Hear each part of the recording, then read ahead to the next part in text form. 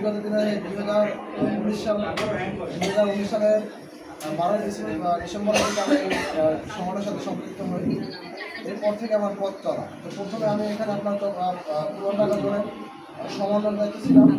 এরপর ওখান থেকে সমন্বয় দায়িত্ব পালন করার পরে এরপরে আপনার চট্টগ্রাম থানার আহ্বায়ক দায়িত্বে ছিলাম। আহ্বায়ক দায়িত্ব পালন করার পরে এরপরে আমি ঢাকা মহানগর দক্ষিণের সাংস্কৃতিক বিষয় সম্পাদক ছিলাম।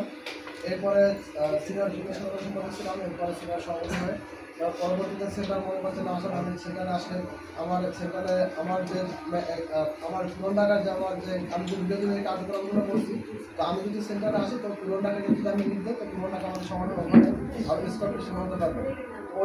ওই বিবেচনা করে আজকে আমাকে সেন্টারের মূল্যায়িত পদে আনা হয়েছে। তো পিরিজপুর নিয়ে আসলে আমার অনেক চিন্তাধারা ছিল। আসলে বিগত দিনে দেখা যায় মহানগরের দায়িত্বে ছিলাম, তো ওইভাবে দেখা যায় পিরিজপুর ওইভাবে কাজ করতে পারি না। সেখানে ছিল নুসরাত আবু ছিল এবং আরও কয়েকজন ছিল, তো ওইভাবে কাজ করার মতো সুযোগ পাই না। তো বিনিয়ামিন ভাই, নাজমুল ভাই এরা বলছে হ্যাঁ, যেহেতু বাকি যারা ছিল নুসরাত আবু ছিল আরও যারা ছিল আসলে তারা এখন ঘুমাতে চলে গেছে, অনেক কিছু করতে চলে গেছে। সেহেতু আমি যেহেতু এখানে আসি মহানগর এখানে আসি, তো সেখানে আসলে দেখা যায় তারা একটা নির্দেশনা দেবে, ওইটা আমি আমার মতো করে আমার জায়গা থেকে আরও সুন্দরভাবে ওখানে যেতে পারবো। তো ওই জায়গা থেকে আশা করি আপনারাও আমাকে ওইভাবে সর্বোচ্চ সাপোর্ট দেবেন, আর আমিও আমার জায়গা থেকে সর্বোচ্চ সবসময় কাজ করবো। ভিডিওগুলো অফ করেন।